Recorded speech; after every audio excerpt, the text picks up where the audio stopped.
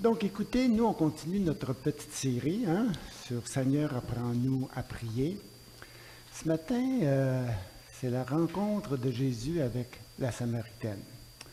Bon, c'est une histoire qu'on connaît très, très bien. Ceux qui lisent la Bible depuis un certain temps, c'est pas une histoire inconnue, c'est une très, très belle histoire.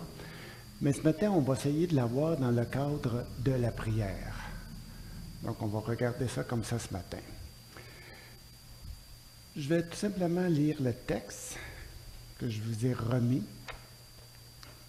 Donc, je n'ai pas écrit tous les versets, j'ai seulement retenu les versets qui étaient importants pour nous ce matin.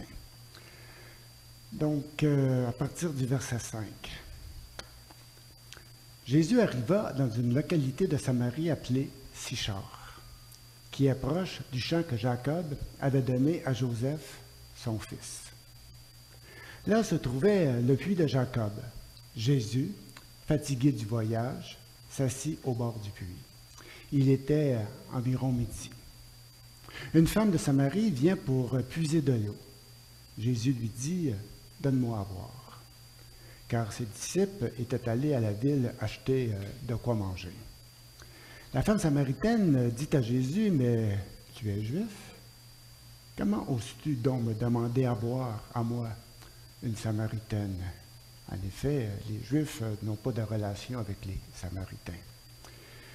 Jésus lui répondit, « Si tu connaissais le don de Dieu et qui est celui qui te demande à boire, c'est toi qui lui aurais demandé de l'eau et il t'aurait donné de l'eau vive. » La femme répliqua, « Seigneur, tu n'as pas de seau et le puits est profond. D'où aurais-tu donc cette eau vive? Notre ancêtre Jacob nous a donné ce puits. Il a bu lui-même de son eau, ses fils et ses troupeaux en ont bu aussi.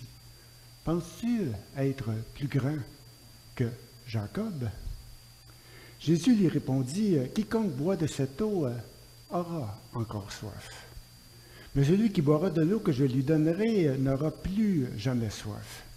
L'eau que je lui donnerai deviendra en lui une source intarissable, jaillissant en vie éternelle jusque dans l'éternité. » La femme lui dit, « Seigneur, donne-moi cette eau, afin que je n'ai plus soif et que je n'ai plus besoin de venir puiser ici. »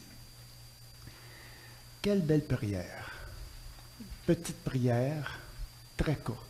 « Seigneur, donne-moi de ton eau. » Petite prière, mais pleine de désir. Donc, elle demande à Jésus vraiment de pouvoir boire de l'eau que Jésus lui offre.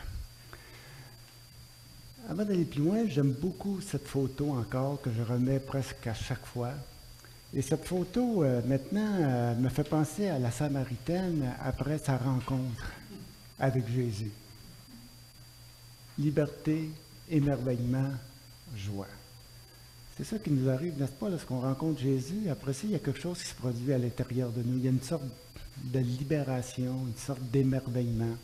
Il y a une joie qui nous envahit et on voit vraiment ce que c'est une vraie conversion.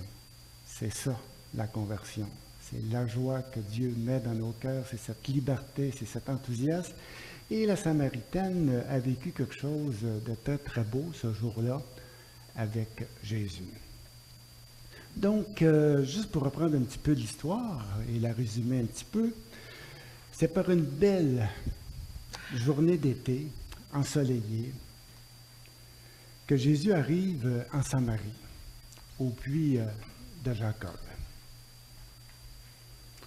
Après une marche de plusieurs kilomètres, sous le soleil chaud de la Palestine, Jésus est fatigué. Normal, épuisé. C'est un être humain, assoiffé. Une femme du village, une Samaritaine, arrive pour, à son tour, puiser de l'eau. Il lui demande tout simplement de lui servir à boire. Puis, il engage une discussion avec la femme sur une source d'eau vive, satisfaisante, inaltérable, que la femme ne semble pas connaître. Au premier abord, elle est surprise qu'un Juif lui parle. En réalité, elle lui dit, comment oses-tu, toi, qui es juif, me demander à boire? En effet, comme Jean l'a dit dans son évangile, en effet, pour des raisons historiques et religieuses, les Samaritains et les Juifs évitent d'avoir des contacts ensemble. Et surtout pour les Juifs, voyant les Samaritains comme étant des gens impurs selon la loi, donc ils ont la crainte de se rendre rituellement impurs en étant en contact avec ce peuple, et en plus de boire dans le seau de cette Samaritaine qui ferait en sorte qu'un Juif deviendrait rituellement impur, et ce qui serait vraiment pas bien pour lui. Donc, elle est vraiment surprise qu'un Juif lui demande à boire, à elle qui est une Samaritaine. Donc, Jésus ne s'arrête pas à ses propos, à ses conventions sociales, à ses interdits religieux. Jésus plutôt s'intéresse à elle, même si elle lui est étrangère, par ses origines, par sa religion ou son mode de vie. Jésus entre en dialogue avec elle. Jésus lui propose une eau vive, plus vivifiante que celle du puits dont elle est venue puiser, que Dieu lui offre généreusement avec amour. Tu peux avancer sur l'autre diapositive? Jésus lui dit, si tu connaissais le don de Dieu, et qu'il y a celui qui te demande à boire, c'est toi qui lui aurais demandé de l'eau, et il t'aurait donné de l'eau vive. Et Jésus leur a rajouté, celui qui boira de l'eau que je lui donnerai n'aura plus jamais soif. L'eau que je lui donnerai deviendra en lui une source intarissable, jaillissant en vie éternelle jusque dans l'éternité. Donc, dans un premier temps, Jésus se présente à elle comme étant le don de Dieu, le don que Dieu lui fait. Ça me fait un petit peu penser à Jean 3,16, n'est-ce pas? Car Dieu a tant aimé le monde, la Samaritaine, nous tous, qu'il a donné, qu'il a fait un don, qu'il a donné son Fils, afin que quiconque l'accueille puisse avoir la vie en abondance, la vie éternelle. Et Jésus rajoute que cette eau que lui offre deviendra en elle une source abondante et inépuisable qui va jaillir en vie éternelle jusque dans l'éternité. Quel discours insolite, étonnant, surprenant de la part de Jésus. Et la femme, sans trop comprendre, lui dit, « Donne-moi cette eau. » Quelle est cette eau que Jésus lui offre? Pour certains, c'est l'eau de la parole. Jésus est en train de verser en elle sa parole, cette eau vive. Pour d'autres, c'est le don de l'Esprit Saint que Dieu va verser dans son cœur. Pour d'autres, c'est l'eau du salut, de la vie éternelle que Jésus lui offre comme étant un don. En réalité, si je nomme ces trois choses-là, parce qu'on les retrouve dans la plupart des commentaires. Certains vont mettre l'emphase sur la parole, d'autres vont mettre l'emphase sur l'Esprit Saint, et d'autres vont mettre l'emphase sur le salut. En réalité, c'est une amalgame, c'est une combinaison des trois ensemble. L'eau vive que Jésus, selon l'Évangile de Jean, l'eau vive que Jésus lui offre avec amour, abondance et générosité, c'est l'eau de sa parole, sûrement. Cette parole vivifiante que Jésus lui offre. C'est son enseignement plein de sagesse divine, qui va devenir dans son cœur, par le don de l'Esprit Saint, une source intarissable de révélation qui jaillit en vie éternelle, c'est-à-dire dans une pleine connaissance de l'être véritable de Dieu. Parce qu'on sait que dans l'Évangile de Jean, la vie éternelle, ce n'est pas quelque chose qui va se produire après la mort, dans l'éternité, mais c'est quelque chose qui se vit à l'intérieur de nous, c'est la vie qui vient à l'intérieur de nous, et cette vie-là, elle est éternelle. Elle débute en nous et elle se perpétue éternellement. Et c'est cette eau dont Jésus va verser dans son cœur qui va devenir une source intarissable de révélation, de présence de Dieu, éternellement dans son cœur pour l'éternité. Donc, cette source de révélation qui jaillit à l'intérieur de nous par son esprit coule sans cesse à l'intérieur de nous jusque dans l'éternité. On sait que Jésus, plus tard, lors d'une grande fête à Jérusalem, dira « Si quelqu'un a soif, qu'il vienne à moi et qu'il boive. » Et le commentateur, Jean, fait une petite note en se référant à l'Écriture. Il dit que des sources d'eau vive vont jaillir de lui, de Jésus-Christ, cette source inépuisable. Et Jésus dira plus tard, la veille de sa mort, « Celui qui m'aime gardera ma parole, cette eau vive, et mon Père l'aimera. Nous viendrons à lui, et nous ferons notre demeure chez lui. » C'est toute la révélation de Dieu qui se manifeste à l'intérieur de nous, l'être véritable de Dieu, ce que Dieu est. Comme je l'ai déjà dit, qui connaît véritablement Dieu, sinon le Fils de Dieu qui lui demeure dans le sein du Père.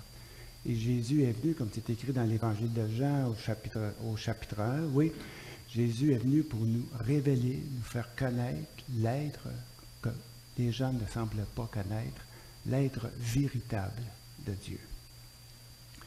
Donc, tout ça pour dire,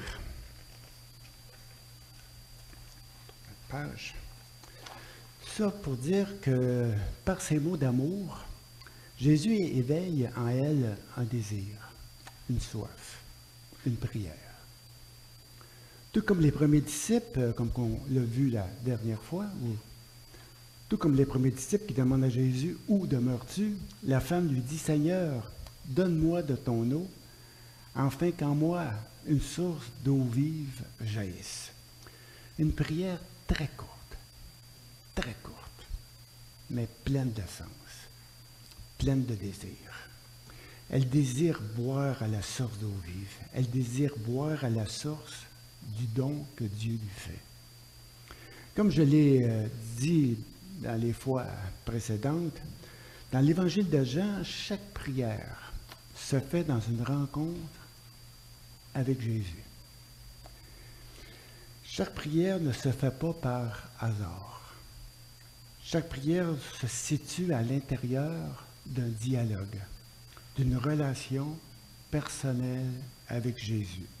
Que ce soit avec Nicodème, que ce soit avec la paralytique, que ce soit avec l'aveugle-né, que ce soit avec Marthe, Marie ou les autres dans l'Évangile de Jean, c'est lors de rencontres intimes avec Jésus que Jésus suscite un désir, une soif, une faim, un désir de voir, un désir de connaître, un désir de naître, un désir d'aimer, un désir de vivre. Jésus crée un désir. Lorsqu'on est en relation avec lui, il y a quelque chose qui naît à l'intérieur de nous, il y a un désir qui naît à l'intérieur de nous. Et c'est ce désir-là, et le désir que Jésus crée dans cette Samaritaine, c'est un désir de boire, cette soif de Dieu. Donc Jésus éveille en nous le besoin de sa présence, d'être avec lui, de rester avec lui, de se laisser toucher par sa vie. Il nous donne l'envie de boire de son eau, de boire à la source d'eau vive, à la source du don de Dieu. Il n'y a pas de prière sans désir. Toute demande est éveillée par un désir. En effet, c'est dans une rencontre avec Jésus que notre désir de Dieu s'éveille. C'est dans une rencontre avec Jésus que sont exprimés les besoins les plus profonds de notre être.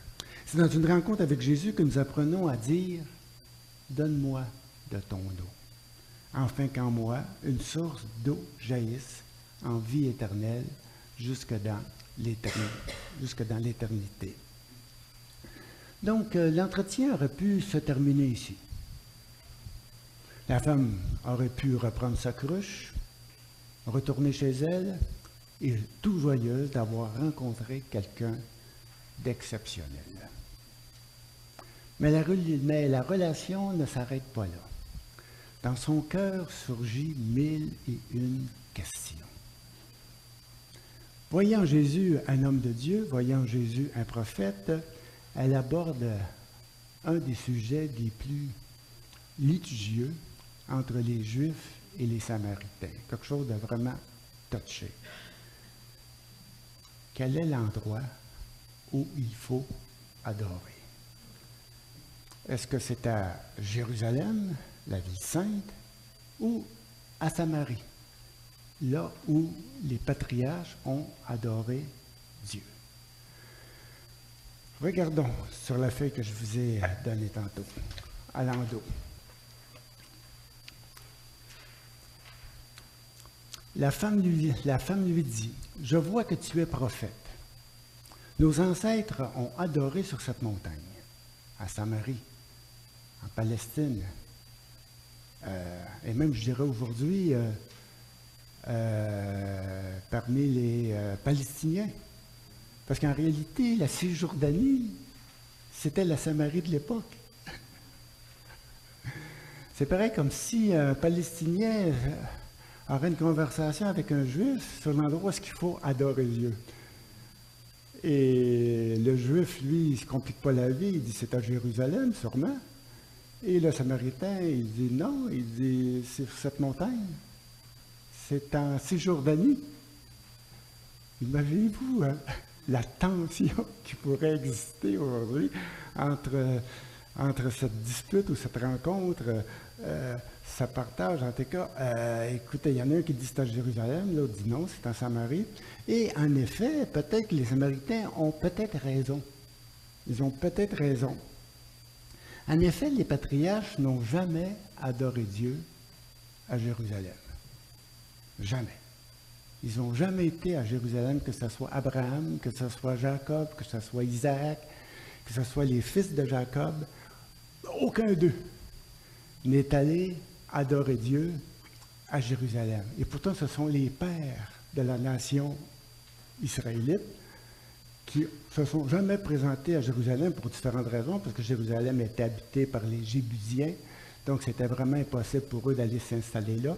C'est seulement environ 800 ans plus tard, suite à certaines guerres, que David a conquis la ville des Jébusiens, qui se trouvait être la Sion, la Jérusalem qui est devenue la Jérusalem.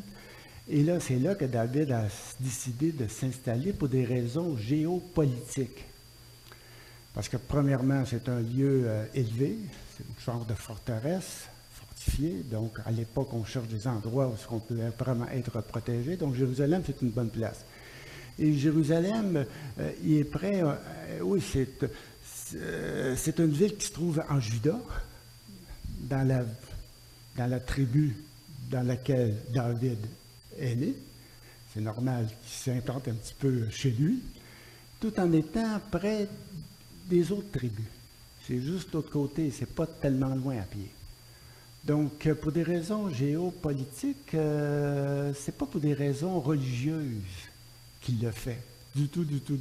Au début, c'est pour des raisons géopolitiques qu'il décide de s'installer à Jérusalem. Et suite à tout ça, après avoir fait construire sa maison, son château, sa villa, ainsi de suite, il s'est dit, bien, il faudrait bien que je construise une maison pour Dieu. Parce que Dieu n'habitait pas là, Dieu habitait ailleurs.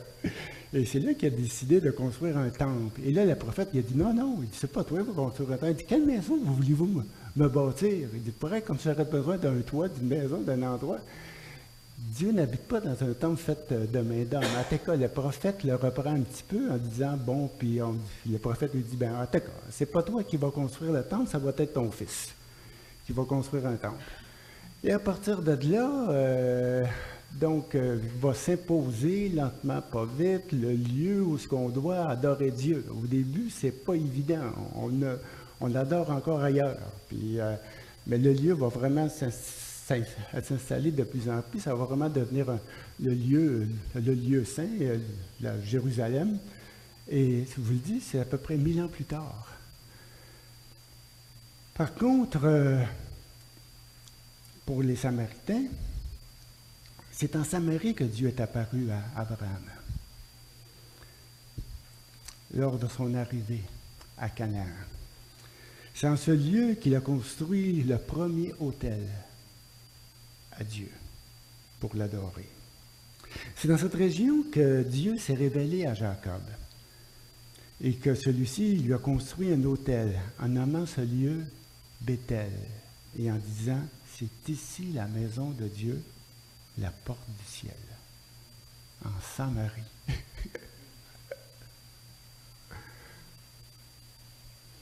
Et c'est exactement à Sichar, la ville de la Samaritaine, sur le mont Garizim, que l'Alliance, lorsque les Israélites sont entrés en Canaan, c'est l'endroit où l'Alliance a été célébrée pour la première fois et qui est devenue la montagne de la bénédiction.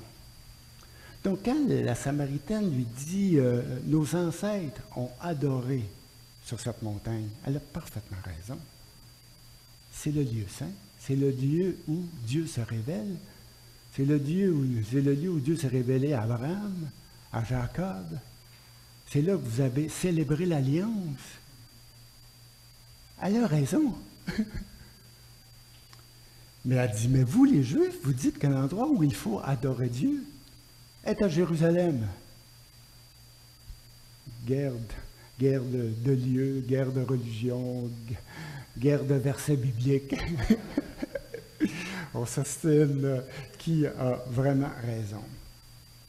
Et c'est merveilleux, c'est là que Jésus va plutôt mettre en elle un esprit de liberté, de joie et d'émerveillement. Jésus va lui dire, crois-moi, quelque chose là, parce qu'il y a quelque chose de nouveau qui va s'installer là. Juifs et Samaritains s'ostinent. Qui a raison? Qui croire? Jésus dit, crois-moi. L'heure vient. Et elle est déjà là. Où ce ne sera ni sur cette montagne, ni à Jérusalem, que vous allez adorer le Père. Les vrais adorateurs adoreront le Père en esprit et en vérité. Ce sont là les adorateurs que le Père demande. Dieu est esprit, il faut que ceux qui l'adorent en esprit et en vérité. C'est toute une révélation ici. C'est pas Jérusalem, c'est pas la Samarie, même si encore aujourd'hui on croit que Jérusalem c'est la métropole de Dieu ou la cité de Dieu. Jésus dit, c'est pas là que ça se passe. C'est pas là. C'est pas là que ça se passe. C'est pour ça que Jésus lui dit, crois-moi. C'est pas là que ça se passe. Allez pas à Jérusalem pour le rien. Peut-être que Dieu ne s'y trouve même pas. Allez pas sur cette montagne. Peut-être que Dieu ne s'y trouve même pas. Regarde-la. Regarde-la. Regarde dans ton cœur. Le lieu par excellence, le lieu sacré pour adorer Dieu, c'est ton cœur. C'est l'autel sur lequel s'élèvent des offrandes d'action de grâce, des parfums de louange. C'est le lieu où jaillit la révélation, la pleine connaissance de l'être véritable de Dieu, tel qu'elle nous est donnée et révélée par Jésus. C'est le temple sacré de la pleine présence de Dieu. Les vrais adorateurs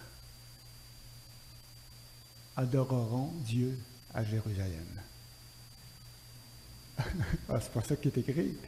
Pourtant, il y a du monde qui croit ça. Hein? Il y a du monde qui dit ça. Et surtout les Juifs orthodoxes. C'est les vrais adorateurs. Les vrais adorateurs adoreront Dieu à Jérusalem. Voyons donc, on n'est pas pour aller en Cisjordanie ou à Gaza pour adorer Dieu. C'est un scandale. Ça n'a aucun sens. Pour un Juif, aucun sens. Donc, c'est vraiment à Comme je l'ai dit, il dit, les vrais adorateurs adoreront le Père en esprit et dans la vérité. En vérité, c'est-à-dire dans une véritable connaissance de l'être divin, de ce que Dieu est. Parce que ce n'est pas à cause qu'on est à Jérusalem qu'on connaît vraiment Dieu. Et ce n'est pas à cause qu'on est en Samarie qu'on a aussi une connaissance de Dieu. C'est pas là que ça se passe. Ça se passe dans l'Esprit Saint. Les vrais adorateurs adoreront le Père en esprit et en vérité. Ce sont là les adorateurs que le Père demande. Dieu est esprit, il faut que ceux qui l'adorent, l'adorent en esprit et en vérité. Quelle libération! Quel soulagement! Pour la Samaritaine, pour nous, pour tout le monde. C'est le nouveau culte, c'est la nouvelle réalité. Et je me dis, cette connaissance-là, cette vérité-là, n'est pas vraiment comprise, même par plusieurs chrétiens. C'est spécial. Ils sont encore, ils focusent encore sur Jérusalem. Hein, on va faire des pèlerinages, on va prier, on va... Et c'est comme les musulmans, ils focusent sur la Mecque, hein, sont focusés là. Les chrétiens sont focusés sur les chrétiens puis les juifs sont focusés sur Jérusalem. Pareil comme si Dieu serait plus là qu'ici. Dieu est esprit. Comme le prophète le dit, le ciel ne peut le contenir et la terre est le lieu où il dépose ses pieds. Quelle maison voulez-vous me bâtir? Voyons donc. Arrêtons. Dieu est esprit. Il faut que ceux qui l'adorent, l'adorent en esprit et en vérité. Dieu est présent. Dieu est présent là. Dieu est présent présentement. Dieu est présent là où le cœur veut bien le rencontrer. Dieu est avec la Samaritaine et c'est là que Jésus va se révéler à elle comme étant vraiment le fameux « Je suis ». Ce n'est pas écrit là, c'est écrit sur vos feuilles, sur le verset 25. La femme lui dit « Je sais que le Messie va venir, celui qu'on appelle Christ. Quand il viendra, il nous expliquera toutes choses. Il va comme révolutionner toutes choses. » Et Jésus lui répondit « Je le suis, moi qui te parle. » J'ai mis le « le » entre parenthèses. Je vais vous dire pourquoi. Premièrement, dans l'original, l'article n'apparaît pas. Presque tous les traducteurs ont rajouté le « le ». Mais le « le » fait référence au Messie dont la femme parle. Mais Jésus, il va plus loin qu'elle. Si le « le » n'est pas là, Jésus est en train de lui dire « Je suis, moi qui te parle ». Et on sait, « Je suis », c'est le nom de Dieu. C'est le nom que Dieu s'est révélé à Moïse au tout début, c'est celui qui est. Hein? Donc en disant « Je suis », en voulant dire « Je suis là, vraiment ta source de vie ». C'est de moi que la vie naît, c'est de moi l'Éternel Dieu que cette vie va naître, c'est de moi que vraiment que va jaillir en toi une source d'eau vive, de révélation, de connaissance. Et Jésus pousse vraiment ça encore plus loin qu'elle. Donc c'est toute une révélation pour elle. Au tout début, elle rencontre un Juif qui a soif, qui est fatigué. Ensuite, elle réalise qu'il est un homme de Dieu, un prophète. Donc, elle aborde les sujets en ce qui concerne le lieu du culte.